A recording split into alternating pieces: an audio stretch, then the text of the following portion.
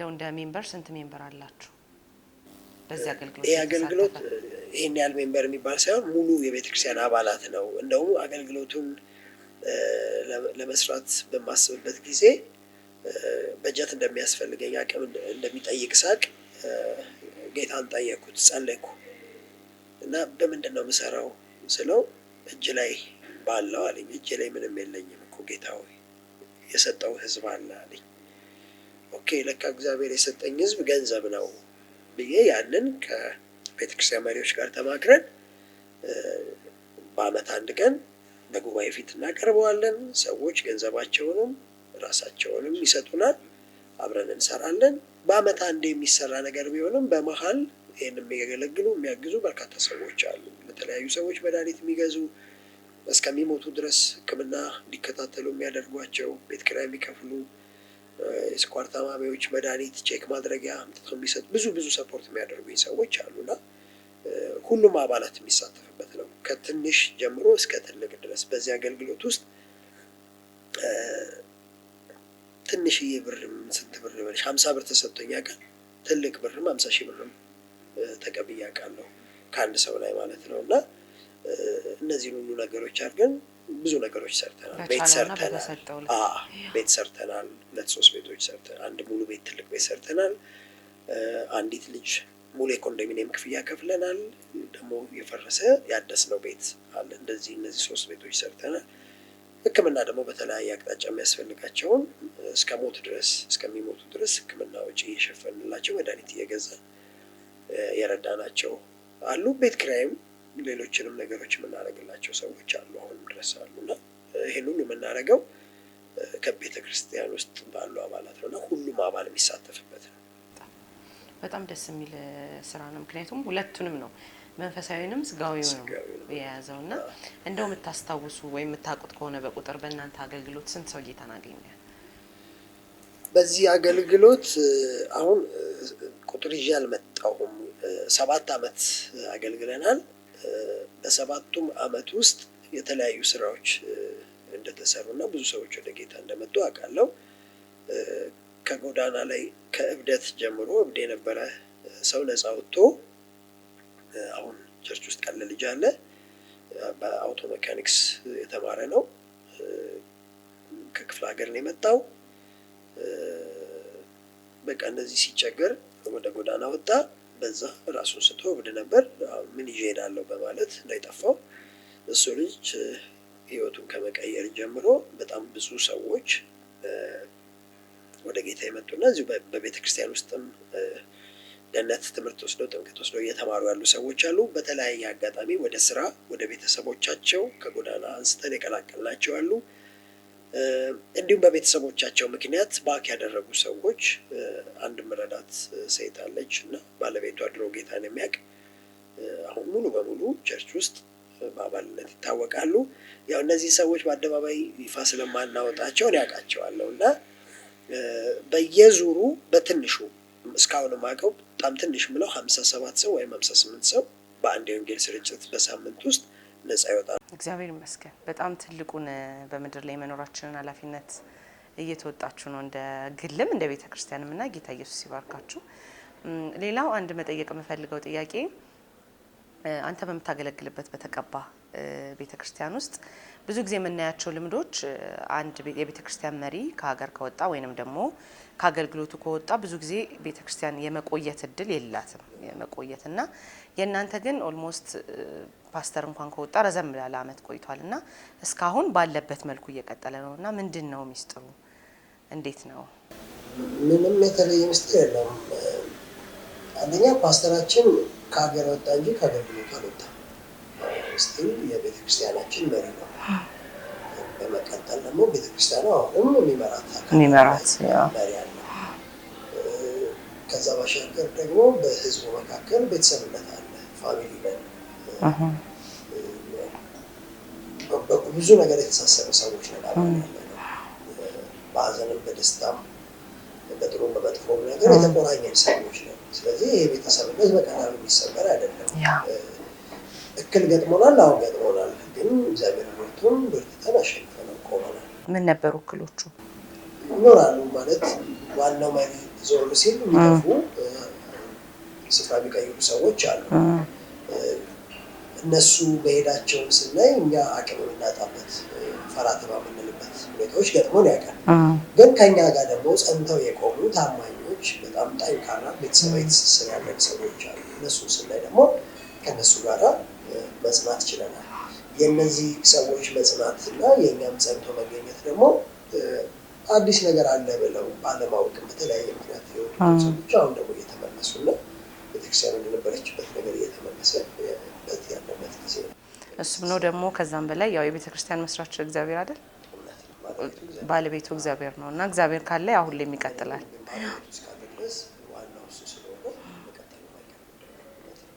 ቴንኪዩ በጣም ምንድነው ብዙ ጊዜ ሰዎች ያለፉበትን ጎዳና ይተዋሉ ወይ ይረሳሉ፣ ወይንም ደግሞ በእርግጥ መርሳት ስለ ከዛ ነገር ከወጡ በኋላ ትኩረት ላይ ሰጡ ይችላሉ ወደዛ ነገር እና አንተ አሁን ሱሰኛ እንደነበረ ሰው በሱስ ውስጥ እንዳለፈ እንደተጎዳ በጣም ብዙ መቼም አሁን ካወራው በላይ ሰዓት ቢኖረን ብንቀጥል በጣም ብዙ የምታወራው ነገር ይኖራል በሱስ ብዙ ነገር ስለሚታጣና ከዛ ሱስ ውስጥ እንዳለፈ ሰው በዛ ችግር ውስጥ እንዳለፈ ሰው አሁን ላይ ላሉ ሱሰኞች ምን እየሰራ ትገኛለህ? ያው በሱሰኝነት ውስጥ ላሉ ሰዎች እያደረኩ ያለሁት ነገር ያው እነሱ ሰዎች መቅረብ፣ መርዳት፣ ማገዝ ከዛም አልፎ ደግሞ የሱሱን አስከፊነት በቅርበት የራስን ህይወት ገልጦ በማሳየት ምን ያህል ዳሜጅ በህይወቴ ላይ እንዳመጣ ጉዳት እንዳመጣ ያለፍኩበትን መንገድ በማሳየት እንዲረዱት ማድረግ ነው። ምክንያቱም አሁን ያለው የተሰራው ህይወት በአንድ ሌሊት የመጣ ሳይሆን በሂደት የተቀየረ ስለሆነ እነሱም በአንድ ሌሊት መለወጥ ሲያቅታቸው ተስፋ እንዳይቆርጡ እንዴት እንደተለወጥኩኝ እያሳየው የራሴን ገጠመኞች እየነገርኳቸው በእግዚአብሔር ቃል የረዳኋቸው በጣም በርካታ ሰዎች ከዚህ ስርዓት እየወጡ ይገኛሉ እና ከማረሳቸው ያው ገጠመኞቼ መካከል ለምሳሌ በጣም ብዙ ጊዜ ፌስታል ይዤ ነው የምንቀሳቀሰው በፊት በዛ ስርዓት ውስጥ በነበርኩበት ጊዜ እና በዋናነት ፌስታል የሚይዘው የበግ አጥንቶችን እለቅማለሁ። ያ የበግ አጥንት የምለቅምበት ምክንያት አንድ የበግ ስኬለተን መስራት አለብኝ ብዬ ስለማስብ ነው። በዛ ሰዓት የምጠቀማቸው የቁልፍ መያዣዎቼ የበግ የፊት አጥንት ናቸው። እነዚህ የበጓ የፊቷ ጥርስ እሷን በስቼ ሞርጬ ቫርኒሽ ቀብቼ ነው ቁልፍ መያዣ ማረጋት። በጣም ታምራለች። ከዛ ደግሞ በምቅርበት ቦታ ያን አጥንት እየዘረገብኩ ወገቡን፣ አንገቱን፣ ጭንቅላቱን፣ እግሩን እዚህ ደረስኩ እያልኩ ሙሉ ለማድረግ ጥቂት ሲቀረኝ ነው እንግዲህ ወደ ጌታ የመጣሁት እና ያ ምንድን ነው ካልሽኝ ምን ያህል ባሪያና ምን ያህል እስረኛ እንደነበርኩ ምን ያህል ቆሻሻ መሀል እየገባው አጥንት ያስለቀመኝ እንደነበር ምናልባት ያንን ነገር በድል ብወጣው በዛው ወደ እብደት ውስጥም ሊከተኝ እንደሚችል ነበር የማስበው። እሱ ብቻ ደግሞ አይደለም። በአንድ ወቅት አካባቢያችን ላይ በጥበቃ ስራ የሚሰራ አንድ ሰው ነበር እና አንድ ድርጅት ላይ እዛ ሻይ ቡና የሚያፈሉ ሴቶች አሉ። አንዷን ይወዳታል። እሱ የወደዳትን ልጅ ደግሞ ሌላ ጥበቃው ያገባበታል፣ ይወስድበታል እና በዚህ ሁኔታ ውስጥ እያለ ለእኔና ለጓደኛዬ ይመጣና አንድ ስራ እንድትሰሩልኝ ነው ይለናል። እሺ ብለን ስናወራ ጠጅ ቤት ነው የቀጠረን። ያው የምንቀጣጠርበት ቦታ ራሱ በጣም ደስ የሚል ቦታ ነው። ጠጅ ቤት ነው። ጠጅ ቤት ሁለት ጠጅ ጋበዘን። ቀብድ 40 ብር ሰጠን ለመቃሚያ።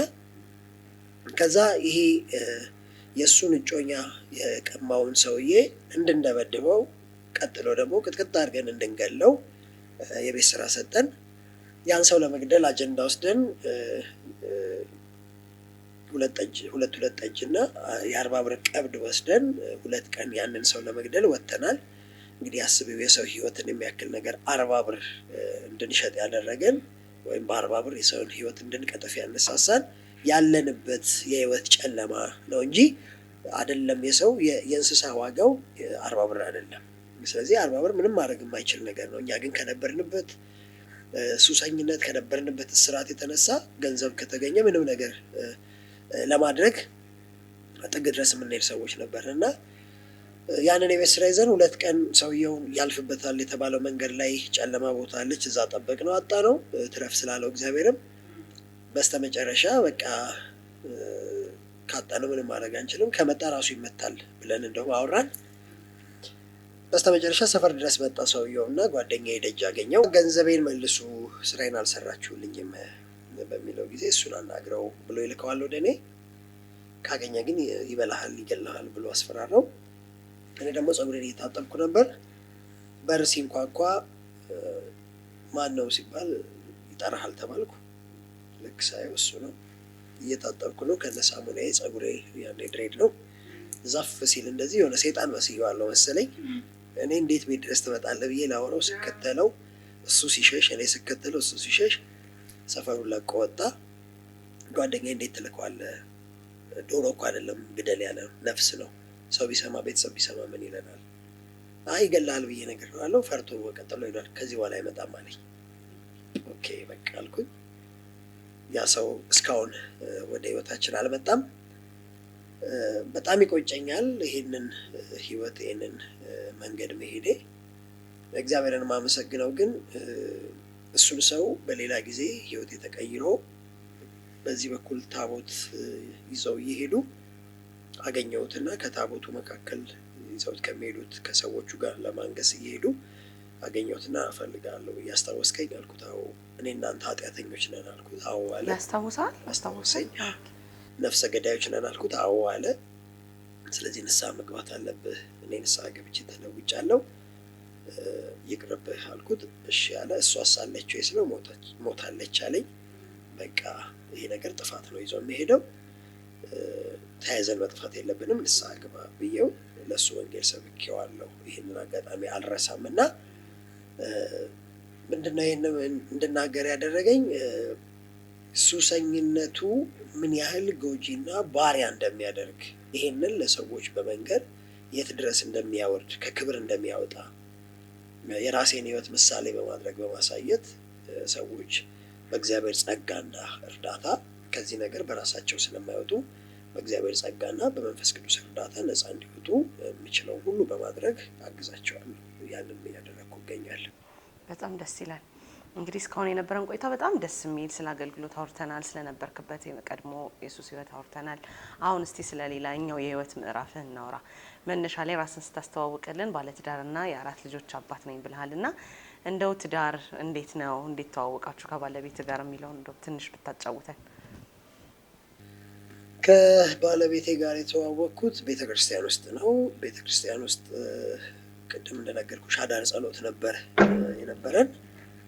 በዛ የአዳር ጸሎት ላይ ያው ተፍ ላለው ሻይም ለማፍላት ቡናም የሚደረገውን ነገር ሁሉ ለማድረግ ወደዛ ወደዚህ ላለው እና እዛ ውስጥ ነው የተዋወቅነው። አብራኝ ስኳር መግዛት፣ ሻይ ማፍላት ምናምን ታግዘኝ ነበር። አብረን በዛ ሂደት ውስጥ እያለን የሆነ ሰዓት ላይ እንግዲህ የግል ነገሯን ታወራኝ ነበር፣ እንጸልይላት፣ አንዳንድ ነገሮችን ሰፖርት እንዳደረጋት ታወራኝ ነበር። በሰዓቱ አባቷ ታመው ነበረ እና ለዛ መጸለይ ምናምን ጀመርን። አጋጣሚ ጸሎት በጀመርንበት ቅጽበት ወዲያው ሞቱ። ሌሎች ጓደኞችም እኔም እሷን ለማጽናናት ቤታቸው ምናምን መሄድ ጀመርን። ያ ነገር እያቀራረበን በቃ በብዙ አቅጣጫ እግዚአብሔርም እሷን ሰፖርት ማድረግ እንዳለብኝ የተለያዩ መንገዶችን ያሳየን ነበረ። እንግዲህ ሰፊ ስለሆነ ምናልባት ሌላ ጊዜ በሰፊው እናያለን። ያን በማድረግ እንግዲህ አገለግላት ነበር። በግል ብል ማጋነን አይሆንብኝም እና ብዙ እግዚአብሔር የሚናገረኝ የሚሰጠኝ መልእክቶች ነበሩ። ዳይሬክት ነበር የምነግራት የምሰጣት። እነዛ ነገሮች ከጎኗ ቆሜ የእግዚአብሔርን ሀሳብ አካፍል ነበር። ጊዜው አልቆ በእኔና በእሷ መካከል ያለ ነገር ተቋርጧል፣ አልቋል ብዬ ልደመድም ስል ድንገት ሌላ ጽንስ ውስጣችን ተፈጠረ። እንግዲህ በእኔ በኩል የተፈጠረውን ሀሳብ ገለጥኩላት። መቀበል አልፈለገችም። እምቢ አለች። በሰዓቱ እምቢ አለች። በወቅቱ ጓደኛም ስለነበራት እንግዲህ ያንን ነገር በቀላሉ የሚታወም ስላልነበር ብዙ ምክንያቶች ነበሩ። ለእያንዳንዱ ግን የእግዚአብሔርን ሀሳብ በግልጽ ነግራት ነበር። በስተመጨረሻ ደጋግሞ ስላልጠየቀኝ አይወደኝም ብለሽ እንዳታስቢ፣ ደግሜ አልጠይቅሽም፣ እንደማገበሽ እርግጠኛ ነኝ። አሁን ከአንቺ ጋር ያለው ሰው ባልሽ አይደለም፣ አታገቢውም እና ስታምኝበት ልቤን በሬም ክፍት ነው ብዬ ነገርኳት። ግን አይከብድም? አሁን ያለው ሰው ባልሽ አይደለ? ለአንተ ፈልግሃት እንዳልሆነ እርግጠኛ ስለሆንኩ ነው እንጂ ፈልጊያት አይደለም። እርግጠኛ ብዙ ነበሩ ማስረጃዎች፣ ታውቀዋለች እሷ። በደንብ ሲለያዩ ምናምን አውቃለሁ፣ እንደሚለያዩ በደንብ አውቃለሁ። እና እግዚአብሔር ብዙ ነገር አሳይቶኛል። እና በስተመጨረሻ ከኔ ጋር ሆነን አንድ ክፍል ውስጥ ቁጭ ብላ እልባየሁ አለችኝ። ምንድን ነው ስላት፣ አንድ ክፍል ውስጥ ቁጭ ብለን መብራቱ በርቷል እና ከአንተ ጋር መታየት ስላልፈለግኩ ማጥፋት ፈለግኩኝ አለች። እና ሳጠፋው አይጠፋም አለች። ቀጣይ አልኳት፣ አምፖሉን መፍታት ፈልጌ ስፈታውም አልፈታለኝ አለች። እሺ ቀጣይ አልኳት። ከዛ አምፖሉን መስበር ፈልጌ ስሰብረው አልሰበርም አለኝ ስትል፣ እኮ በቃ የተገለጠ ነው የኔና አንቺ ነገር፣ ፀሐይ ወጥቶለታል ማለት ነው አልኳት። ብዙ አላደከመችኝም። እሺ በዚህ መንገድ ነው። ስንት ዓመት በትዳር ቆያችሁ? ትንሽ ነው፣ ወደ 14 ዓመት ወደ 15 14 ዓመት ትንሽ። አይ ትንሽ አይደለም፣ በጣም ብዙ የምታወሩት ነገር ይኖራችኋል። 14 ዓመት ያው ቀልድ ስላልሆነ። በእርግጥ አንድ ሌሊት ቀላል አይደለም፣ እንኳን 14 ዓመት ከአንድ ሰው ጋር ሊያውም ከኔ ጋር መዝለቅ በጣም ከባድ ነው።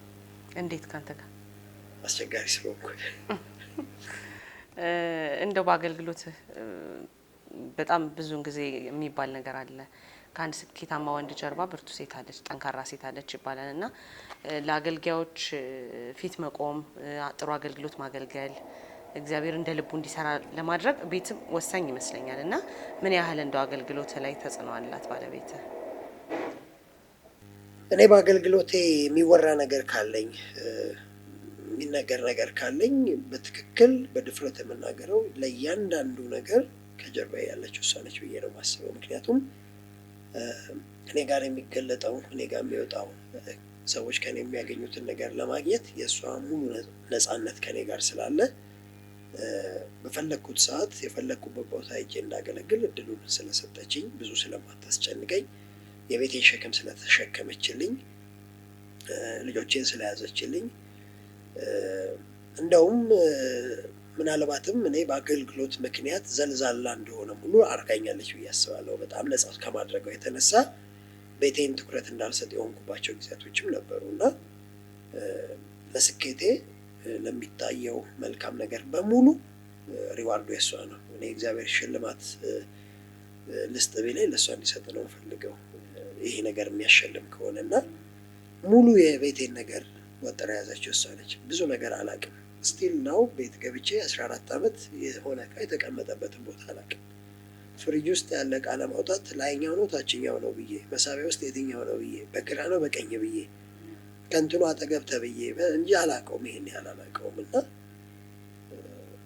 ከእግዚአብሔር ቀጥሎ ሁሉ ነገሬን፣ ድካሜንም ብርታቴንም ያለውበትን ነገር በሙሉ ኢቭን እኔ እንዳገልጋይ ወደ ቤት ይዤው የምገባቸውን ሸክሞች በሙሉ አብራኝ የምትሸከም በጣም ድንቅ ሴት ናት።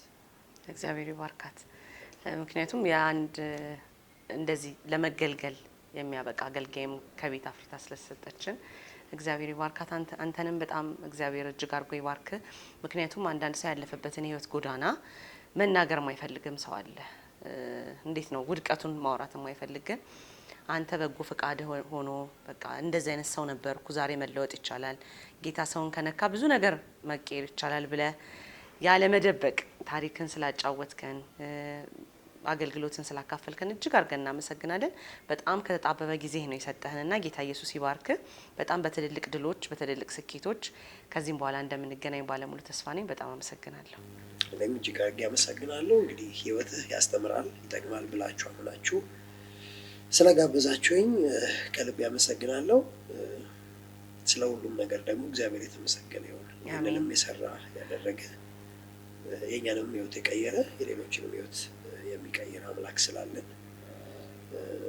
እግዚአብሔርን እጅግ አድርጌ አመሰግናለሁ። እግዚአብሔር ይባርካችሁ። ቴንኪዩ። አሜን። እንግዲህ ትልቅ ፓስተር ጋብዞ ሳይጸልዩ መለያየት ከባድ ነውና ለእኛም ለተመልካቾቻችንም ትንሽ ብትጸልይልን። እናመሰግንሃለን የዘላለም አምላክ ልዑል እግዚአብሔር ሆይ በነገር ሁሉ የምትረዳና የምታግዝ አቅምም ብርታትም ጉልበትም የምትሆን አምላክ አንተ ነህና ስለበዛልን ምሕረት ስለበዛልን ጸጋ እጅግ አድርገን እናመሰግንሃለን። አሜን። የዘላለም አምላክ ልዑል እግዚአብሔር ዛሬም ከነድካማችን ተሸክመ ህይወታችንን ታሪካችንን እየቀየርክ እዚህ ያደረስከን አምላክ አንተ ነህና እግዚአብሔር መንፈስ ቅዱስ ደግሞ በዚህ ሰዓት በእንዲህ አይነት ድካም በእንዲህ አይነት እስራት በእንዲህ አይነት ጨለማ ውስጥ ላሉ ሁሉ እኛን የረዳች ያቺ እጅህ እንድትገለጥላቸው ምሕረትህ እንድታገኛቸው አቤቱ ካለባቸው ሸክም ተላቀው ነፃ እንዲወጡ ወደ ፈቃድህ ወደ ሐሳብህ ከተያዙበት ነገር አምልጠው መውጣት እንዲሆንላቸው መለኮታዊ ጣልቃ ገብነትህ እንዲያገኛቸው በኢየሱስ ስም እንጸልያለን። አሜን። በጌታ በኢየሱስ ክርስቶስ ስም ይህንንም አገልግሎት እንድትባርክ ደግሞ ብዙዎች እግዚአብሔር የዘላለም አምላክ ከእንዲህ አይነት እስራት ነፃ የሚወጡበት አገልግሎት እንዲሆን በዚህ የብዙዎች ልብ እንዲነካና እንዲቀየር በኢየሱስ ስም ጸልየናል። አሜን። ጊዜውን ሰዓቱን ሁሉን ለፈቃድ አሳልፈን ሰጠን። በጌታችን በመድኃኒታችን በኢየሱስ ስም አሜን። እንግዲህ ተመልካቾቻችን ከፓስተር ደሳለኝ ጋር ያደረግነው ቆይታ በጣም በብዙ እንደተማራችሁበት፣ እንደተባረካችሁበት፣ እንደታነጻችሁበት ባለሙሉ ተስፋ ነን። በዚህ ወቅት እንግዲህ በጣም ብዙ ሱሰኛ ወጣቶች ያሉበት ጊዜ ነው። በዚህ ሰዓት በዚህ ሱስ ውስጥ ያላችሁ፣ ተጨንቃችሁ ያላችሁ፣ ተስፋ መቁረጥ ውስጥ ያላችሁ፣ ከዚህ በኋላ ሰው አይፈልገኝም፣ እንዴት እኔ ከዚህ በኋላ መኖርስ እችላለሁ፣ ለምንም አልጠቅምም ብላችሁ የምታዩ ሰዎች እንግዲህ ይህንን ፕሮግራም ስታዩ ከፓስተር ደሳለኝ ታሪክ ዛሬ ሰው ተለውጦ ጌታ ነክቶት ለብዙዎች የወንጌል መስማት፣ ለብዙዎች የመታነጽ፣ ለብዙዎች ደግሞ ለአገልግሎት የሚሆንና የሚተርፍ ሰው ሆኗልና ወደዚህ ጌታ ልባችሁን ክፈቱ፣ ወደዚህ ጌታ ተጠጉ።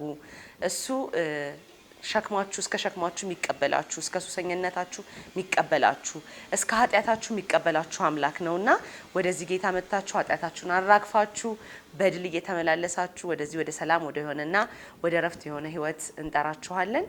ቀጣይ ሳምንት ከሌላ እንግዳ ጋር እስክንገናኝ መልካም ሳምንት። ቢኒያም አክሎግ ከዚህ ቀደም የወንጌል ጉዞ በኢትዮጵያ በሚል ርዕስ የተዘጋጀ በኢትዮጵያ የወንጌላውያን ጅማሬና እንቅስቃሴ የሚያሳይ ታሪካዊ ዘጋቢ ፊልም በማዘጋጀት በኢትዮጵያና በአሜሪካ ግዛቶች ታይቶ በብዙዎች ዘንድ ተወዳጅነትን አትርፏል። እንዲሁም ራፋ እግዚአብሔር ፈዋሽ በሚል ርዕስ በፈውስ አገልግሎት ላይ ያተኮረ ዘጋቢ ፊልምም አዘጋጅቷል። ይህ ዘጋቢ ፊልም በሀገራችን የፈውስ አገልግሎት በሰፊው ጥቅም ላይ እየዋለ እንዲሁም ብዙዎች ፈውስን መቀበላቸውን በማስረጃ እያረጋገጠ በአንጻሩም አገልግሎቱን የሚያስነቅፉ የቤተ ክርስቲያንንም ስም የሚያስወቅሱ የበርካቶችን ቤተሰብና ግለሰብ ኑሮ የሚያውኩ ድርጊቶች መከሰታቸውን በመጠቆም ይህ የፈውስ አገልግሎት መጽሐፍ ቅዱስን መሰረት ያደረገ እንዲሆን እና ትልቁን የክርስቶስ ኢየሱስን የማዳን ስራ ላይ እንዲያተኩሩ የሚመክር ስራ ነው። ከዘጋቢ ፊልምና ከቴሌቪዥን ስራ ዝግጅት በተጨማሪ የሥነ ጽሑፍ ስራም እየተሰራ ይገኛል። ጤናማነት መለኮታዊ ዓላማ ነው በሚል ርዕስ በአን ዌንድሶር የተዘጋጀ መጽሐፍ ተተርጉሞም ቀርቧል። እንዲሁም ፈውስ በላቀ ኪዳን በሚል ርዕስ የተዘጋጀ የትርጉም ስራ ቀርቧል።